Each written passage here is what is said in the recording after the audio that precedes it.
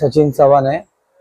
संध्याकाळी 7 वाजता मी श्रीराम चौकातून माझ्या मामाच्या मुलाच्या घरी मी चाललो होतो। चालल्याच्या नंतर तिथून एक मुलगा आला, अजय बागुलकर। त्यांनी मला ना बघितल्यावर त्यांनी मला हातावर वार केले चाकूने।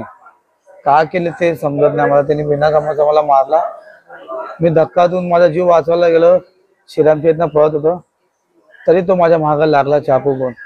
बस माझ्या पोलिसांची एवढी विनंती आहे, माझ्या हक्कासाठी मला कडक कारवाई व्हायला पाहिजे बस।